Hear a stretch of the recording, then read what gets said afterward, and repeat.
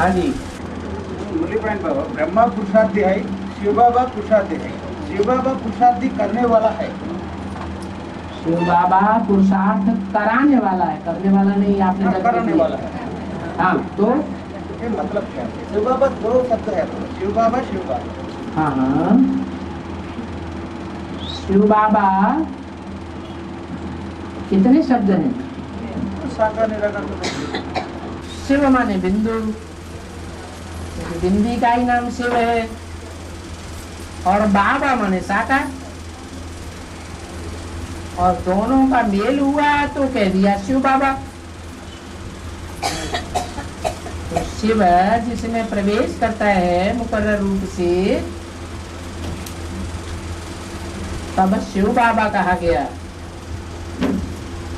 और उस शिव बाबा के लिए बोला है, सृष्टि पर सदा कायम एक ही शिव बाबा है, और इस सृष्टि पर सदा कायम कोई भी नहीं है। तो शिव बाबा इस सृष्टि पर सदा कायम है, या बाबा कायम है? साकार इस सृष्टि पर सदा कायम है, या निराकार शिव कायम है? निराकार शिव तो सिर्फ संगम युग में आते हैं, और बाकी तो 5000 वर्ष परमधाम में रहते हैं। इससे साबित हो गया जिस साकार में प्रवेश करती है, वो साकार जब तक निराकार न बने तब तक शिव बाबा नहीं है। हाँ, उसमें प्रवेश किया हुआ शिव क्योंकि साकार में आया है, इसलिए शिव बाबा है। तो ऊपर वाली आत्मा शिव बाबा है, या नीचे वाली आत्मा शिव बाबा है? जिस पुरुषार्थी में प्रवेश करते हैं, कौन है शिव बाबा? है ऊपर वाली आत्मा ऊपर से नीचे आई, मुकर्रर रथ में प्रवेश करती है, तो शिव बाबा कही जाती। साकार के लिए नहीं समझ लेना चाहिए, क्योंकि वो तो पुरुषार्थी है, अधूरा पुरुषार्थ है, संपन्न पुरुषार्थ नहीं है। क्योंकि बाप कहते हैं, मैं आता हूं तो आप समान बनाता हूं। किसने कहा? शिव बाप ने कहा। शिव बाप निराकारी, निर्विकारी, निरहंकारी है, तो जिसमें प्रवेश करता है उसको पहले पहले निराकारी, निर्विकारी, निरहंकारी बनाता है, तब पुरुषार्थ संपन्न होता है, तब कहा जाता है शिव बाबा। इसलिए यहाँ बोला कि ब्रह्मा बाबा भी पुरुषार्थी है, और जिसे तुम शिव बाबा कहते हो वो भी पुरुषार्थी है। और पुरुषार्थ कराने वाला जो शिव बाबा है, वो ऊपर वाली आत्मा है, जो सदैव ऊपर रहती है, या नीचे पार्ट बजाती है, वो शिव बाबा है। ऊपर वाले के लिए शिव बाबा का वो पुरुषार्थ कराने वाला है, नीचे वाला शिव बाबा पुरुषार्थ कराने वाला नहीं है, इसलिए ऐसा बोला। और देव लिस्ट में 108 में 16008 में अदर कुमार आते हैं ना? हाँ जी, आते हैं। क्यों नहीं आएंगे? क्यों? अदर कुमारी माताएं जो हैं उन माताओं के लिए ये नहीं बोला है मैं माताओं को कन्या बना देता हूँ, पवित्र बना देता हूँ। तो माताएं पवित्र बनेंगी तो वर्षा नहीं पाएंगी, है पाएंगी। माता गुरु को आगे किया तो फॉलो करने वालों को भी कुछ प्राप्ति होगी या नहीं होगी, है जरूर। और विराट राज में पांडव ने अज्ञातवास करना। विराट राज शास्त्रों में विराट राज्य में पांडवों ने अज्ञातवास करना। अर्जुन अपनी रूप बदलकर बृहन्नला के रूप में रहा, स्त्री चोल के रूप में। अर्जुन स्त्री चोल के रूप में बृहन्नला के रूप में अज्ञातवास में विराट राज्य में रहा। विराट राज्य का अर्थ क्या है और बृहन्नला का अर्थ क्या है? बृहन्नला माने हिजड़ा, जो हिजड़े होते हैं ना, यूं तालियां बजा करके पैसे मांगते रहते हैं, वो जो न स्त्री होते हैं न पुरुष होते हैं। तो वो काम किया उसने गुप्त रहने के लिए। किसने? अर्जुन के लिए। अर्जुन को ये श्राप मिला हुआ था क्या कि 1 वर्ष के लिए तुम बृहन्नला बन जाओगे। तो बन गया और उससे उसको फायदा ही हुआ, कोई शक नहीं किया, गुप्त हो गया। और विराट राजा के यहाँ, विराट का मतलब है बड़ा, बहुत बड़ा, जैसे कहते हैं भगवान का विराट रूप, बहुत बड़ा रूप। विराट राज में पांडव अज्ञातवास करना। तो विराट राज में पांडव चिंतित कर रहा। जो पांडव हैं वो गुप्त रहने के लिए राजा विराट के यहाँ शरण ले ली, ताकि दुनिया को पता न लगे। वो विराट विष्णु के लिए बोला है, विष्णु ही विराट रूप धारण करता है। और ये बात मुरली में आई है, ये बात मुरली में आया। हाँ। मैं कृष्ण अर्थात ब्रह्मा की शोभायमान तन में नहीं आता। शिव बाबा ने बोला मुरली में, हाँ। मैं कृष्ण की शोभायमानी तन में नहीं आता। ब्रह्मा के कृष्ण ब्रह्मा के अर्थात कृष्ण के शोभायमान तन में नहीं आता हूँ, मैं नहीं आता। हाँ। और क्या भगवान वेद शास्त्र सुनाई, ये बात भी आई है? क्या भगवान ने वेद शास्त्र सुनाई? हाँ, ब्रह्मा के हाथों में वेद शास्त्र दिखाते हैं ना। ब्रह्मा मुख से वेद निकल गई ना, ब्रह्मा की मुख से हाँ। वेद निकल गई ना। हाँ। तो क्या भगवान वेद शास्त्र सुनाई ब्रह्मा की मुख से? और ये भी बताइए कि मैं, अरे एक बात पूछो ना, और करते जाओगे तो इकट्ठा जवाब कैसे मिलेगा? मैं कृष्ण की शोभायमानी तन में नहीं आता। हाँ, जो ब्रह्मा बाबा का शरीर था वो लंबा चौड़ा गोरा चिट्ठा लोभायमान शरीर था या नहीं था? शोभायमान, इसीलिए बोला। तो ब्रह्मा में शिव बाबा नहीं आए। शिव बाबा नहीं आता है क्या? माँ के रूप में आया। जो पार्ट बजाया वो कौन सा पार्ट बजाया? माँ के रूप में पार्ट बजाया। बाबा के रूप में जिसे ग्रैंडफादर कहा जाता है, वो तो यज्ञ के आदि का वो रूप था जिसमें प्रवेश करके ब्रह्मा के साक्षात्कारों का क्लैरिफिकेशन दिया, वो बाबा हुआ। और आगे बोलो। ये मुरली में आई कि क्या भगवान ने वेद शास्त्र सुनाई?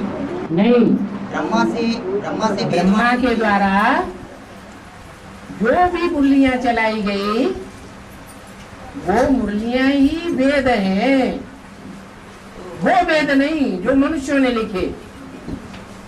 क्या वेद माने विद, विद माने जानकारी, जानना। सच्ची जानकारी या झूठी जानकारी? सच्ची जानकारी है तो सच्ची जानकारी। लेकिन उन मुरलियों के गुह्यार्थ को किसी ने समझा क्या? उन मुरलियों के द्वारा भगवान का परिचय किसी को मिला क्या?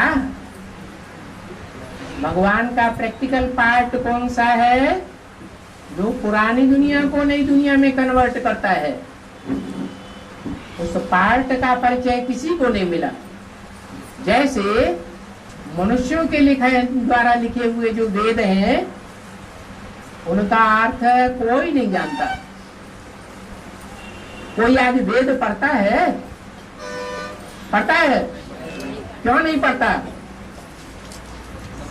क्योंकि वो समझ में आने योग्य है ही नहीं। किसी को समझ में आई?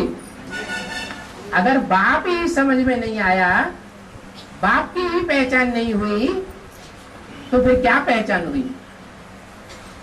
इसलिए वेद का वो वेदवाणी ब्रह्मा के मुख से ही निकलती है।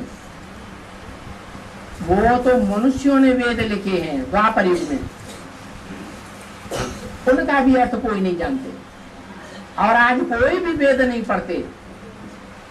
क्या ऐसे ही एक टाइम ऐसा आएगा कि ब्रह्मा के द्वारा बोली हुई ब्रह्मा की वाणी कोई भी नहीं सुनेगा, क्योंकि वो किसी के समझ में आने वाली ही नहीं है। और बाबा ये बात की मुरली में आई है, जो 84 जन्म पूरे जो लिए उनमें ही मैं आता हूँ। है आगे आके बैठ जाओ ना, छुप छुप के क्यों बोलते हो? है बाबा हाँ, जो पूरे 84 जन्म लिए उनमें ही मैं प्रवेश करता हूँ। हाँ। बाबा ने मुरली में बोला। हाँ, ब्रह्मा बाबा 84 जन्म पूरे नहीं लिया ना? हाँ। पूरे 84 जन्म नहीं लिए तो उनमें कैसे शिव बाबा प्रवेश किया? शिव बाबा कहाँ आया? शिव अम्मा आई। हाँ, और बाबा आपने समझाया है शंकर का पाठ नहीं है, वह नेक्स्ट शिव है।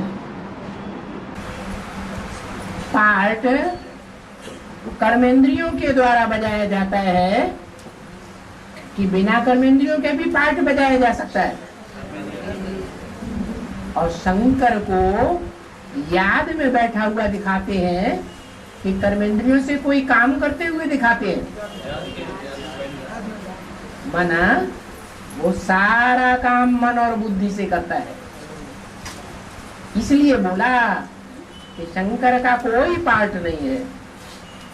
जब वो संपन्न स्टेज को प्राप्त करता है तो कर्मेंद्रियों से कोई हलन चलन उसको करने की आवश्यकता नहीं है। वो वाइब्रेशन से ही, जैसे रामायण में कहा है, भ्रकुटि विलास षष्टिलय होई सपने संकट पर ही कि सोई। उसको बोलने की भी दरकार नहीं है, कर्मेंद्रियों से कुछ करने की भी दरकार नहीं है। कि तीर तलवार चलाए ऐसा कुछ करने की दरकार नहीं, वो सिर्फ संकल्प मात्र करे और शक्तियां सारा काम कर देती है। क्या विनाश कौन करता है? शंकर करता है। तो संहार कारिणी शक्तियां करती हैं। तो शंकर का नाम क्यों रख दिया है? हाँ, वो मन बुद्धि से ऐसा वाइब्रेशन उनके लिए तैयार करता है कि वो अपना काम करना शुरू कर देती। उनकी बुद्धि प्रेरित हो जाती है विनाशकारी करने के लिए। और दक्षिण है बनारस में विश्वनाथ मंदिर छोटा, जगन्नाथ मंदिर बड़ा। तेलुगु नु चप्पू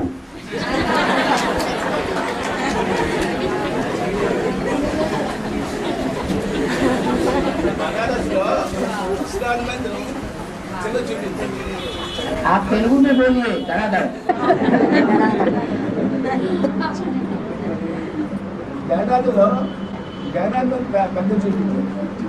जो मंदिर का निर्माण है वो जगन्नाथ में बड़ा है और छोटा है, ऐसे बता रहे हैं। बनारस में छोटा बनाया है। बनारस में छोटा बनाया, शिव का मंदिर, शिव का मंदिर छोटा बनाया। हाँ। और पुरी में जगन्नाथ का मंदिर बहुत बड़ा बनाया। क्या अंतर है उसका? हाँ, क्योंकि शिव बाबा जो है वो गरीब निवाज है या रईस निवाज है? और ज्यादा गरीब कौन से प्रदेश में है? नहीं, उड़ीसा में है। यही कारण है कि शिव बाबा आते हैं तो सबकी परवरिश करेंगे या सिर्फ बड़े बड़े साहूकारों की परवरिश करेंगे? है? सारी दुनिया उनका बच्चा है। इसलिए श्रीनाथ दरबारे में असली घी के भोजन मिलते हैं और वो साहूकारों को ही मिलते हैं और पैसे दे करके मिलते हैं। और जगन्नाथ भंडारे में घी का कोई माल नहीं मिलेगा, क्योंकि घी तो बहुत कॉस्टली है। लेकिन पुरुषार्थ करने के लिए घी का माल चाहिए या पेट भरने के लिए सिर्फ सूखी रोटी दाल चाहिए? है? हाँ, 2 रोटी पेट में मिले तो कोई भी पुरुषार्थ कर सकता है। इसलिए जगन्नाथ भंडारे में दाल चावल मिलता है, कढ़ी चावल मिलता है, खिचड़ी मिलती है और उससे सारी दुनिया का पोषण होता है और फ्री मिलता है। कोई पैसे नहीं लिए जाते, क्योंकि वो सारे जगत का नाथ है, सिर्फ श्रेष्ठ का नाथ नहीं है। यही बात है। बाबा, हाँ। स्वर्ग आध्यात्म से सही स्थिति में गई, फिर वैकुंठ का बेहद दर्द क्या है? ये आगे वालों ने तो सुना ही नहीं। स्वर्ग आध्यात्म सही स्थिति में गए। स्वर्ग अर्थात स्वस्ति में गया। हमारा अभिप्राय स्वर्ग अर्थात स्वस्ति में गया। पता स्वर्ग अर्थात स्वस्ति में गया। हाँ, वैकुंठ का बेहद का अंत क्या है? वैकुंठ का बेहद अर्थ क्या है? वैकुंठ शब्द का बेहद अर्थ क्या है? वैकुंठ क्या बेहद अर्थ क्या है? है? वो वही माने व्यक्तित्व है, व्यक्त भाव है, वो कुंठित हो गया। जैसे छुई हुई घास होती है ना, पहले खड़ी हुई है और उसको छू दो कुंठा जाती है। तो ऐसे ही जो व्यक्त भाव है वो कुंठित हो जाए तो कौन सा भाव रह जाएगा? व्यक्त भाव रह जाएगा या अव्यक्त भाव रह जाएगा? अव्यक्त आत्मा रह जाएगा। अव्यक्त आत्मा ही रहने से स्वर्ग बनता है, उसे कहते हैं वैकुंठ। और चिदंबर रहस्य क्या है बाबा? चिदंबर रहस्य,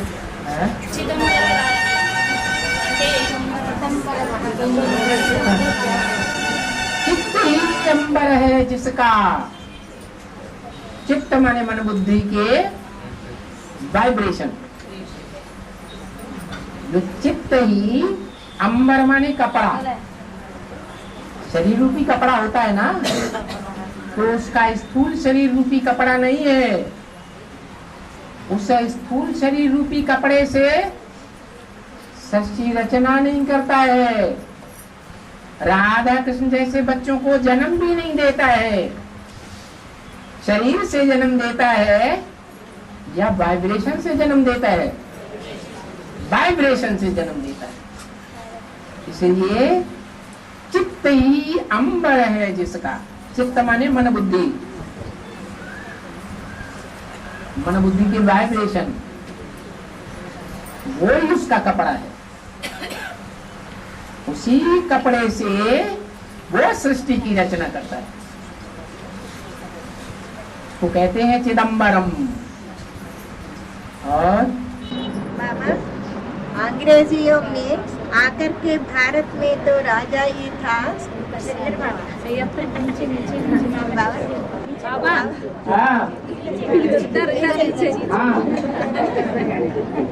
अंग्रेजियों ने आकर के भारत में तो राजा ही था, उसको खत्म किया, इसको बेहद किया।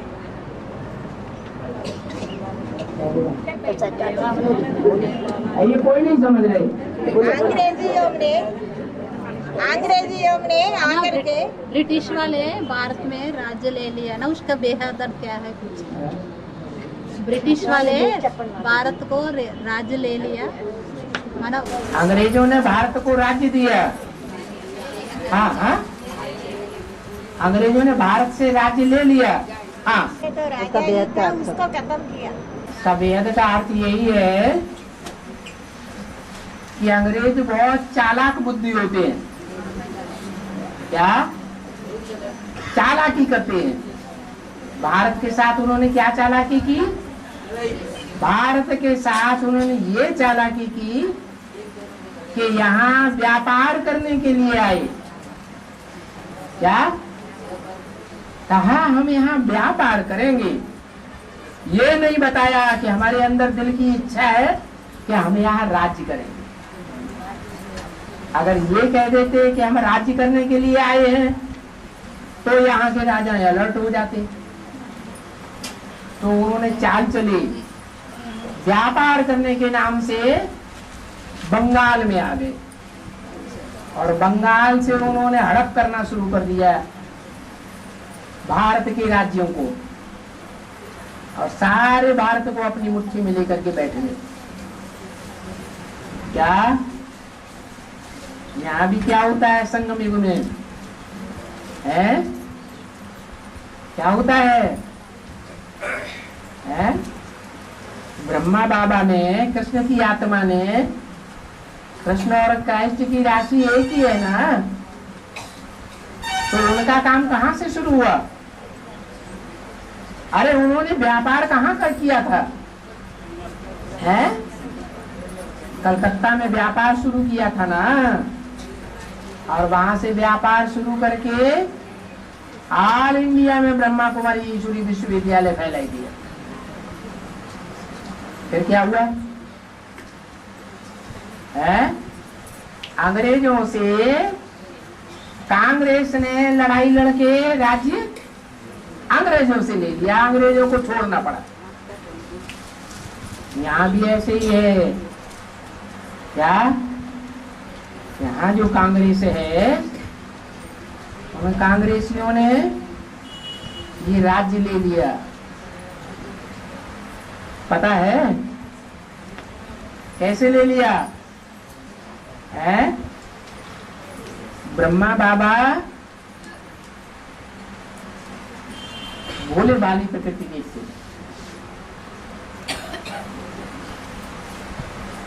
भोले वाले होने की वजह से कुछ आत्माओं ने सारे ब्राह्मण परिवार की संपत्ति का रजिस्ट्रेशन करा लिया, और रजिस्ट्रेशन कराने के बाद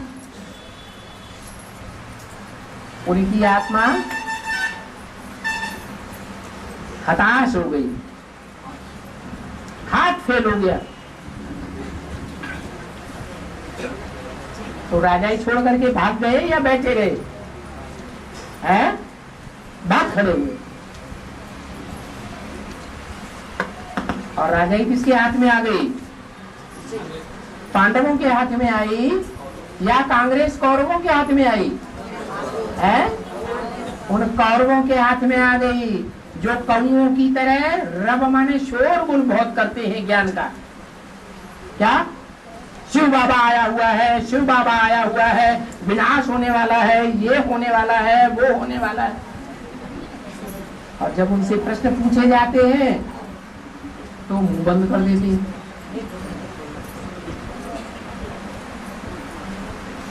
तो ये कांग्रेसी कौरव सरकार है जिसके हाथ में ब्राह्मणों की दुनिया का सारी बागडोर आई हुई। अभी बाप पंडा आया हुआ है। बाप पंडा को फॉलो करने वाले जो पांडव हैं मुट्ठी भर, वो मुट्ठी भर पांडव उन कौरवों के भी विरोधी हैं, या कहो वो कांग्रेस गवर्नमेंट विरोध करती है। और वो यादव संप्रदाय है जो कृष्ण के फॉलोअर हैं, ब्रह्मा के पक्के फॉलोअर हैं, वो भी विरोधी हैं। तो यादव संप्रदाय और कौरव संप्रदाय सब एक तरफ हो गए और मुट्ठी भर पांडव एक तरफ। पांडवों की संख्या तो बहुत थोड़ी है और यादवों की संख्या तो बहुत भारी। कौरव भारतवासी वो भी कम नहीं है। तो जीत किसकी होती है? क्यों? जब संख्या इतनी कम है तो जीत कैसे हो जाती? हाँ, क्योंकि भगवान जिसे कृष्ण कहा गया है यादव कुल का, वो अपनी सारी सेना कौरवों के हवाले कर देते हैं और खुद गुप्त वेश में पांडवों का साथ देते हैं। तो पांडवों की जीत हो जाती है।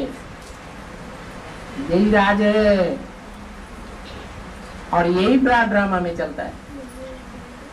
कब चलता है? जब अंत होने वाला होता है। और बाबा, पांडवों और कौरवों के बीच युद्ध दिखाते हैं ना, और मुरली में ये बात आई कि पांडवों किसी से लड़ते ही नहीं है? पांडवों किसी से लड़ते ही नहीं, ठीक है। तो कैसे वो कौरवों से युद्ध किया, नान युद्ध किया ना? पांडवों और कौरवों की जो लड़ाई दिखाई है वो मनुष्य गुरुओं ने शास्त्रों में दिखाई है या भगवान ने कराई है? तो उसकी तो बात ही नहीं है। शिव बाबा हमको किसी से लड़ना झगड़ना नहीं सिखाते। वो तो कहते हैं जो लड़ते हैं झगड़ते हैं वो निर्धन के हैं, उनका कोई धनी धोरी नहीं है। हम लोगों में भी अगर लड़ाई झगड़ा होता है आपस में तो इससे साबित होता है कि हम बाप के सूर्यवंशी बच्चे नहीं हैं, कोई और धर्म में कन्वर्ट होने वाले हैं। तो आपस में जो सूर्यवंशी बच्चे हैं वो तो खीरखंड ही होकर के रहते हैं। अगर वो भी खीरखंड होकर के नहीं रहेंगे तो फिर राजधानी कैसे स्थापन होगी? बाकी जो शास्त्रों में लिखा है वो शास्त्रों में तो यहाँ की बातें ही लिखी हुई। यहाँ जो हम ब्राह्मणों के बीच में और धर्मों में कन्वर्ट होने वाली बीज रूप आत्माएं हैं और धर्मों को जन्म देने वाली आत्माएं हैं, वही आत्माएं धोखेबाज हैं। वो यहाँ भी धोखा देंगी और बेसिक में भी वही आत्माएं धोखा देती हैं। यज्ञ के आदि में भी ऐसे ही हुआ।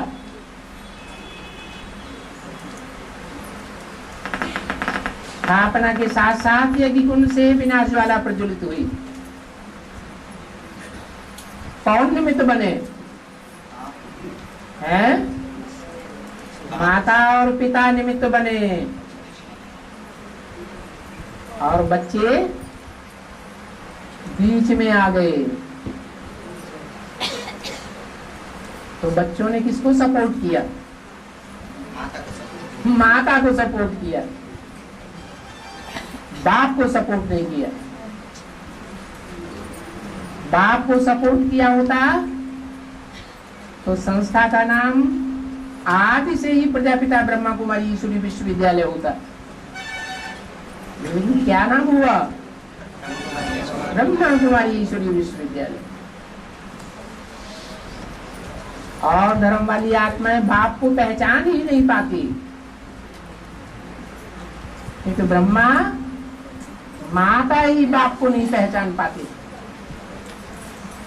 तो उनकी परवरिश, उनकी रहबरी में पलने वाले बच्चे कैसे पहचानेंगे? और बाबा राम तेरी गंगामयी में नहीं, हाँ, सीता तेरी गंगामयी में नहीं हैं? राम तेरी गंगामयी में नहीं, मैली नहीं, सीता तेरी गंगामयी में नहीं, राम की गंगा अंत में मैली नहीं होती शंकर तेरी गंगामयी में नहीं। है। चाहिए राम की गंगा कलयुग के अंत में आकर के मैली नहीं होती है। अरे अरे देखो जाके गंगा में कचरा पड़ता है कि नहीं? शहरों के जो बड़े बड़े कारखाने हैं, उन कारखानों में से जो कचरा निकलता है कहाँ जाता है?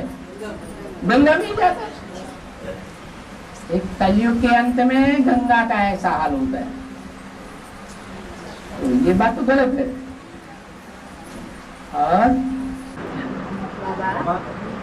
केदारनाथ में बहुत बरसात हुआ, तो 4 नदियों गंगा, यमुना और अलकनंदा नदियों का तीव्र बहाव हुआ। उसमें अनेक हजार मनुष्य आत्माओं के शरीर चोटने पड़ा। इसमें अलौकिक बेहद में तो एक पहले शूटिंग हुआ। कितने धाम है? 4 धाम है। जो 4 धाम है, तो चारों ही धाम 4 मुख्य धर्म की बीज रूप आत्माओं के सूचक हैं। क्या? शंकराचार्य ने 4 धर्मों की स्थापना की। उनमें जो केदारनाथ है, वहां से यमुना नदी निकलती है, यमुनोत्री से।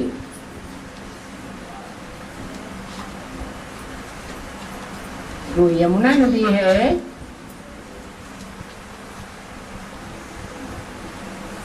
वो काले पानी वाली है, काली मिट्टी वाली है।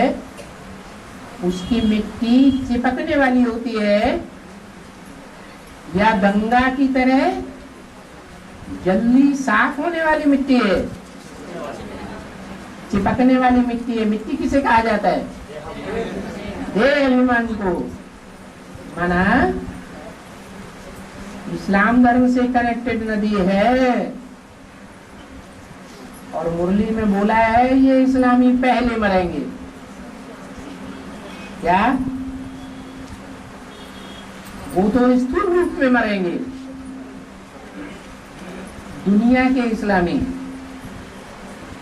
लेकिन ब्राह्मणों की दुनिया के जो आधारभूत और बीज रूप इस्लाम धर्म की आत्माएं हैं, वो कैसे मरती हैं? जीते जी मरती है या शरीर से मरती है? जीते जी मरती है। कैसे मरती है? जब बाढ़ आती है, ज्ञान की ज्यादा बरसात होने लगती है, तो बाढ़ में जो पानी है वो मिट्टी वाला पानी हो जाता है या शुद्ध पानी रहता है? देह अभिमानी की मिट्टी मिल जाती है, तब बाढ़ आती है। तो ऐसे ही ये ईश्वरीय ज्ञान में जब देह अभिमानी की मिट्टी इस्लामियों द्वारा मिल जाती है तो ऐसी बाढ़ आती है जिसमें वो इस्लामी ही पहले मरते हैं। ये संकेत है अभी दुनिया में जो दौड़ हो रही है उसमें भक्ति मार्ग आगे जा रहा है कि ज्ञान मार्ग आगे जा रहा है? भक्ति आगे जा रही है। इसलिए भक्ति की ओर से ये संकेत दिया गया कि जो इस्लामियों से कनेक्टेड है, इस्लाम धर्म से कनेक्टेड है, बीज रूप आत्माओं से कनेक्टेड है, केदारनाथ है जहाँ से यमुना नदी बहती है, काली नदी बहती है, वो मंदिर पहले ध्वस्त होता है, मंदिर नहीं ध्वस्त होता है। मंदिर की मूर्ति भी ध्वस्त नहीं होती है। हाँ, मुखिया ध्वस्त नहीं होता है, उसको जो फॉलो करने वाले हैं वो बीच में गड़बड़ कर देते हैं। जैसे जो धर्म पिताएं आए थे उन धर्म पिताओं ने तो परमधाम से आकर सात्विक पार्ट बजाया या तामसी पार्ट बजाया है? सात्विक पार्ट बजाया, परंतु उनके फॉलोअर्स ने धर्म को बिगाड़ा या उन धर्म पिताओं ने बिगाड़ा? ऐसे ही है, जो जगन्नाथ के फॉलोअर्स हैं वो बह गए, आसपास का सारा एरिया ध्वस्त हो गया, लेकिन जगन्नाथ नहीं, केदारनाथ, केदारनाथ का मंदिर बच गया। और काशी और गुप्त काशी दोनों में अंतर क्या है? काशी कहते हैं काश्य, काश्य माने तेज।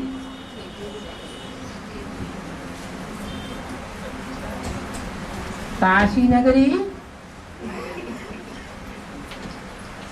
भगवान के द्वारा बसाई गई नगरी,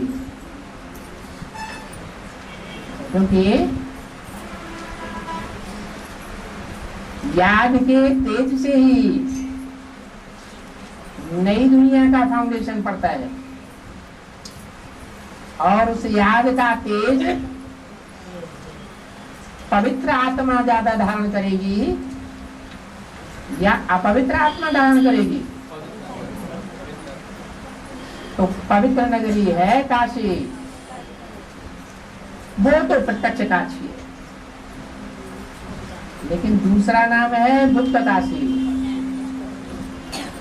वो कहाँ है?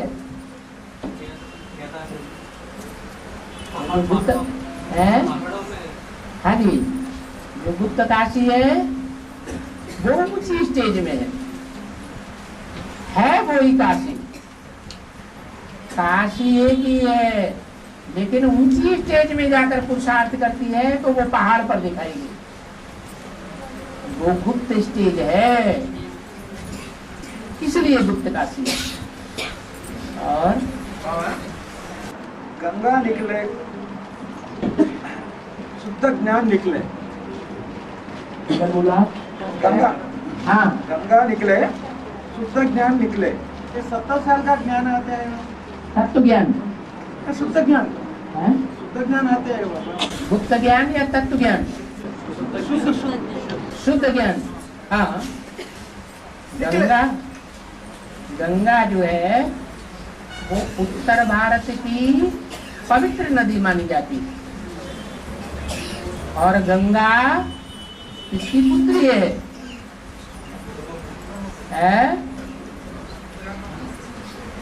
अरे पार्वती किसकी पुत्री है? हिमालय की पुत्री है।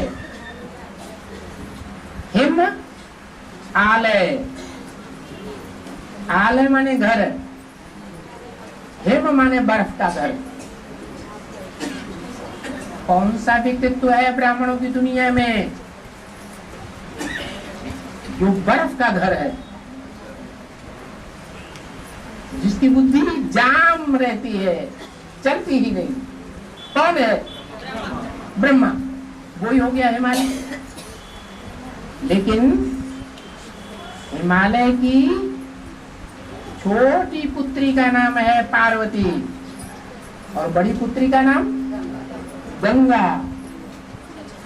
तो जो बड़ी पुत्री है गंगा, वो उत्तर भारत की नदी है, उसका जल शुद्ध होता है। पहले गंगा आती है या पहले पार्वती आती है? किसका जन्म पहले होता है?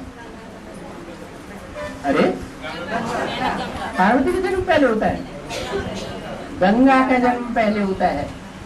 माना बाबा ने भी बोला है, जब बड़े बड़े सन्यासी निकलेंगे तो तुम बच्चों की विजय हो जाएगी। जो बड़े बड़े सन्यासी हैं वो कौन सी नदी के किनारे चौकड़ी मार करके बैठते हैं? गंगा के किनारे। गंगा ही उनकी माता है, गंगा ही उनकी हेड है। भीष्म पितामह की माता का नाम क्या था? गंगा। ये जो गंगा है वो पवित्र नदी है। और भारत की जो नदियां हैं, चाहे दक्षिण भारत की हो चाहे उत्तर भारत की हो, उन नदियों ने भगवान से सात्विक ज्ञान पहले नहीं लिया। पहले सात्विक ज्ञान किसने लिया है? गंगा ने लिया। एडवांस ज्ञान भी पहले गंगा ने लिया। और जब बेसिक नॉलेज निकली थी तो भी गंगे दादी निकली थी। वो गंगे दादी भी कानपुर की थी इंचार्ज। और इस गंगे दादी के लिए भी बोला है, अव्यक्तवाणी में इशारा दिया, गंगा इलाहाबाद से निकली या कानपुर से निकली? आप बताओ। गंगा वाराणसी में इलाहाबाद में प्रसिद्ध होती है या कानपुर में प्रसिद्धता पाती है? कहाँ प्रसिद्ध है? गंगा जहाँ त्रिवेणी संगम होता है वहां गंगा प्रसिद्ध है। कानपुर में तो प्रसिद्ध नहीं, लेकिन बाबा ने नाम क्या उसे शहर का जोड़ दिया है, कानपुर का नाम जोड़ा। इसका मतलब है कि कोई टाइम था जब एडवांस ज्ञान निकला तो भगवान ने वो ज्ञान गंगा नाम की कन्या के कान में डाला। इतना ज्ञान सुनाया कि कान पूर गए। उस स्थान का नाम क्या पड़ा? कानपुर। और कारखानों का कचरा कौन से शहर में गंगा में पहले पड़ता है? कानपुर में ही पड़ता है। ऐसे उससे पहले फर्रुखाबाद से गुजरती है, उससे पहले हरिद्वार से गुजरती है। हरिद्वार से गंगा मैदान में आती है। जब कोई नदी मैदान में आती है तभी उसमें गंगा पड़ना शुरू होता है। तो हरिद्वार में भी गंगा पहले गंदी नहीं हुई, फर्रुखाबाद में भी नहीं हुई। कहां से गंदा निकलना शुरू हुआ? कानपुर से। तो जहां से गंगा मैली होती है वहीं से गंगा शुद्ध होती है। कानपुर में ही ईश्वर का जो शुद्ध ज्ञान है वो गंगा में गिरता है। इसलिए गंगा ही एक ऐसी नदी है जो शुद्ध ज्ञान देती है। इसलिए उत्तर भारत की गंगा नदी प्रसिद्ध है। ज्ञान जितना शुद्ध होगा उतना ही पतितों को पावन बनाने वाला होगा।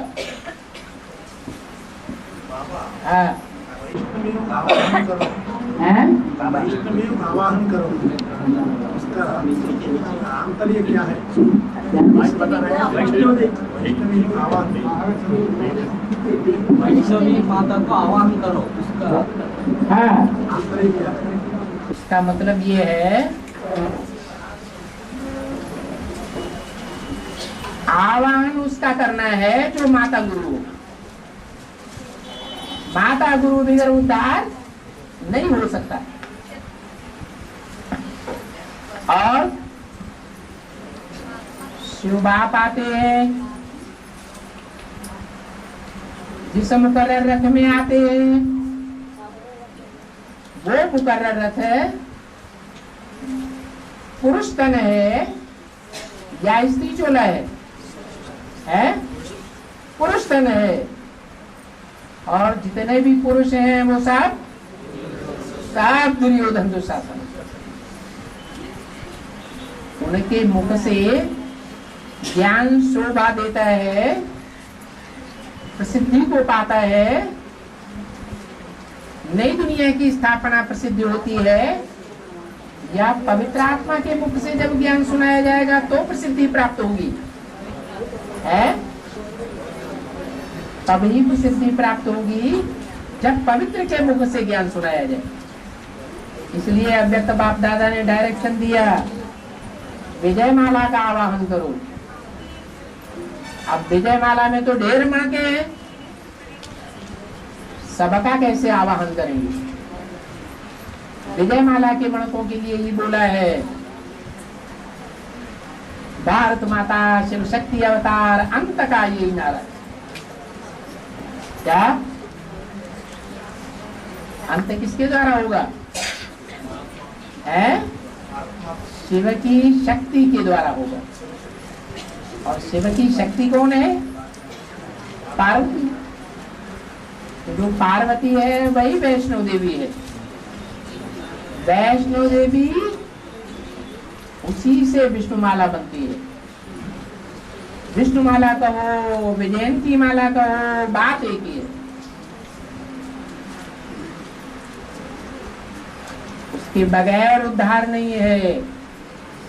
बाबा ने एक कहानी भी बताई थी, अंधे और लंगड़े की कहानी। क्या है? ज्ञान की कहानी है, एडवांस की कहानी है। कोई आत्माएं मुखिया हैं जो लक्ष्मी नारायण बनती हैं। क्या? एक है पवित्रता का लंगड़ा, रुद्रमाला का मुखिया। कौन है? रुद्रमाला लूले लंगड़ों की माला है ना। क्या मतलब हुआ? पुरुषार्थ की दौड़ में तेज दौड़ने वाले लंगड़े हैं या लंगड़पन के कारण तेज नहीं दौड़ पाते हैं? है? वो लंगड़े तीव्र दौड़ नहीं दौड़ सकते। और जो विजय माला है वो अंधों की माला है। मुखिया भी ऐसा है? अंधा है। उस मुखिया का नाम क्या देते हैं? लक्ष्मी नाम दिया है। कौन सा प्रदेश है जहां लक्ष्मी बहुतों के नाम होते हैं? बताओ। आंध्र प्रदेश है। तो लक्ष्मी अंधरी है या सोजरी है? कैसी है? अंधरी है। का सारा ग्रुप अंधों का है। और रुद्रमाला लंगड़ों की है। वो पुरुषार्थ में तीव्र दौड़ नहीं दौड़ सकते। उन्हें लंगड़ों को रास्ता मालूम है। विषय वैतरणी नदी कैसे पार करनी है ये रास्ता पता है, लेकिन चल नहीं सकते, दौड़ नहीं सकते। इसलिए विषय वैतरणी नदी पार नहीं कर सकते। तो क्या युक्ति की जाए? है अंधे और लंगड़े दोनों आपस में एग्रीमेंट कर लें। क्या? तो ये एग्रीमेंट होता है क्या? तुम अपनी लंगड़ी टांग हमारी साबुत टांग के साथ जोड़ दो, तो दोनों टांगे मिलकर दौड़ने योग्य होंगी कि नहीं होंगी?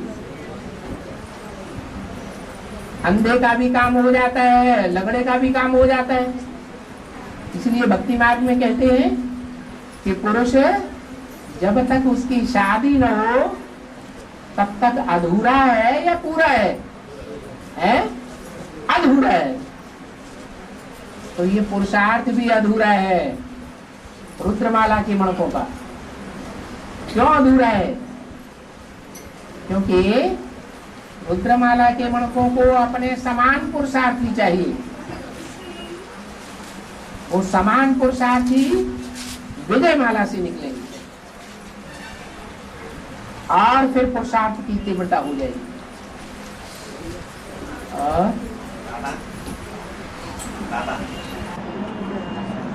ज्योतिष शास्त्र में द्वादश राशि दिखाता है ना, 12 राशि, 12 राशि दिखाता है ना। वो 12 राशि 12 सूर्यवंशी बच्चों की यादगार है बाबा। यादगार है। और पांडवों को देश बहिष्कार का शिक्षा मिला ना बाबा। पांडवों का देश बहिष्कार की सजा मिला ना। देश निकाला मिला। देश निकाला की सजा।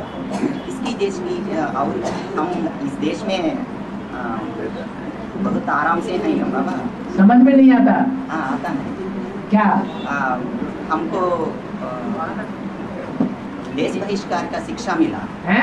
देश बहिष्कार की शिक्षा मिला पांडवों को। क्या शिक्षा मिला? देश बहिष्कार की शिक्षा, देश निकलने का शिक्षा मिला। देश निकलने का शिक्षा मिला। सजा मिला।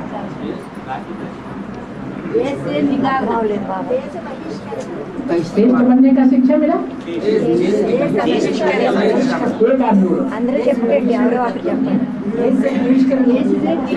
देश निकलने का सजा मिला।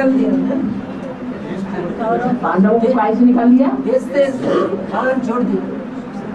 राज्य से अलग देश निकाला कहते हैं ना बाबा। हाँ देश निकाला मिला। हाँ तो राज्य से बहिष्कार मिल गया। हाँ तो उनका अर्थ क्या है बाबा? इसकी शूटिंग समझ में नहीं आ रही। बेसिक ज्ञान में से तुमको देश निकाला नहीं मिला। जितने यहाँ बैठे हैं सबको देश निकाला मिला या नहीं मिला? है? सबको मिला। तो पांडव हुए कि नहीं? जिनको देश निकाला मिलता है वो भी पांडव कहे जाते हैं। लौकिक दुनिया से भी देश निकाला मिला। लौकिक परिवार वालों ने ठुकरा दिया, गांव वालों ने ठुकरा दिया, समाज वालों ने ठुकरा दिया, और फिर बेसिक में गए तो बेसिक वालों ने भी ठुकरा दिया। तो देश निकाला मिला ना। हाँ क्यों नहीं समझ में आ रहा? हाँ समझ में आया। हाँ और एक और है ना, चंद्रमा है ना, नाम चंद्रमा मून चंद्रमा है ना, वो चंद्रमा सूर्य से रोशनी लेते हैं। चंद्रमा सूर्य से रोशनी लेते हैं। चंद्रमा सूर्य से रोशनी लेती है। चंद्रमा सूर्य से रोशनी लेता है। हाँ तो ब्रह्मा बाबा भी ज्ञान सूर्य से रोशनी लिया। ज्ञान सूर्य से यज्ञ के आदि में रोशनी ली। कि मैं कृष्ण की आत्मा हूं और मुझे सफेद पोष ब्रह्मा के रूप में पार्ट बजाना है और नई दुनिया आने वाली है और ये कलियुग दुनिया जाने वाली है। ये साक्षात्कारों का सही अर्थ उनकी बुद्धि में मिला। हाँ, सूर्य से मिला। हाँ, तो नाम सूर्य से नाम चंद्र को रोशनी मिला। हाँ, चंद्र को अपनी रोशनी नहीं है। नहीं है। तो ब्रह्मा बाबा की अपनी रोशनी नहीं है। हाँ, तो ब्रह्मा बाबा से शिव बाबा अपनी रोशनी दिया? कहाँ दिया? नहीं दिया ना। दिया होता तो बाप की पहचान हुई तो होती ना। नहीं हुई नहीं। लेकिन मुरली आ गई ना, उनको वेद कहा जाता है। मुरली आए ना। मुरली आई तो अंधेरा ही रहा या उजाला हो गया? अंधेरी। तो फिर क्या फायदा? अरे सूर्य आने से उजाला होता है या चंद्रमा के आने से उजाला होता है? सूर्य से उजाला होता है। बाबा बड़ा मंदिर बनाते हैं ना, जो भी मंदिर बनाते हैं उसके पहले छोटा मंदिर बनाते हैं, बड़ा मंदिर के पहले छोटा मंदिर बनाते हैं। हाँ। ऐसे बेहद में लक्ष्मी आने के पहले आंध्र से कोई लक्ष्मी निकली क्या? आंध्र में बाबा ने कहा लक्ष्मी निकलेगी, लक्ष्मियों का नाम आंध्र में ज्यादा होगा। ये तो भक्ति मार्ग की बातें चल रही है। आंध्रा की जो बात बताई, एक भक्ति मार्ग में और एक ज्ञान मार्ग में। ज्ञान मार्ग में जो लक्ष्मी है वो लक्ष्मी विजयमाला की हेड है। भक्ति मार्ग में जो नाम पड़े हुए हैं आंध्रा में लक्ष्मी लक्ष्मी लक्ष्मी, वो ज्ञान मार्ग की बात है या सिर्फ भक्ति के रूप में फॉलो किया है? भक्ति है। ऐसे जैसे लक्ष्मी भी ज्ञान सागर के बिल्कुल नजदीक है, ऐसे ये आंध्रा भी सागर के बिल्कुल नजदीक है। और कोई प्रदेश इतना नजदीक नहीं है। वहां भी तूफान बहुत आते हैं। कौन से प्रदेश में? आंध्रा में। और जो अज्ञान की अंधी है उसको भी तूफान बहुत आते हैं माया के।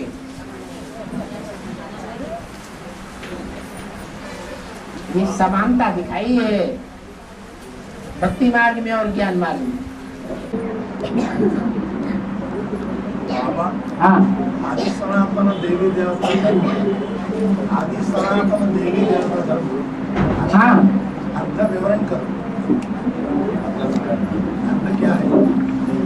आदि माने सबसे पहले का। आदि माने जहां से शुरुआत हुई धर्म की। तो कहां से शुरुआत हुई धर्म की? इस्लाम धर्म से, बौद्ध धर्म से। अरे धर्म की शुरुआत कहां से हुई है? सनातन से, सनत कुमार से। कोई भी धर्म का नाम धर्म पिता के नाम पर होता है। क्राइस्ट से क्रिश्चियन धर्म, बुद्ध से बौद्ध धर्म। धर्म पिता के नाम पर धर्म का नाम होता है। ऐसे ही जो आदि सनातन धर्म है वो सनत कुमार से शुरू हुआ। ब्रह्मा के 4 पुत्रों में से ज्ञान में सबसे बड़ा सनत कुमार था, ज्यादा होशियार ज्ञानी। उनके द्वारा सनातन धर्म की स्थापना हुई। सनत कुमार को शास्त्रों में योगीश्वर कहा है, योगियों का ईश्वर। अब योगियों का ईश्वर एक होगा या 2 होंगे? शंकर को भी क्या कहते हैं? योगीश्वर कहते हैं। तो शंकर और योगीश्वर सनत कुमार एक ही के नाम है, जिनसे ये सनातन धर्म शुरू हुआ। आदि का धर्म है। आदि का इसीलिए कि दुनिया में जितने भी आदमी हैं उनका मूल आदम है।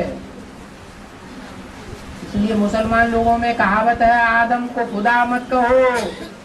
आदम खुदा नहीं, लेकिन खुदा के नूर से आदम जुदा नहीं। माना जो खुदा है वो आदम में प्रवेश करता है और दोनों मिलकर के एक कहे जाते हैं, एक ही व्यक्तित्व, जहां से आदि सनातन धर्म की शुरुआत होती है। ये पहला धर्म है दुनिया का, और जो अव्वल नंबर होता है वही श्रेष्ठ होता है। इसलिए मुसलमानों ने भी कहावत है, कहानी बनाई दी है, अल्लाह अव्वल दीन। अव्वल नंबर दीन अर्थात धर्म की स्थापना किसने की? अल्लाह ने की।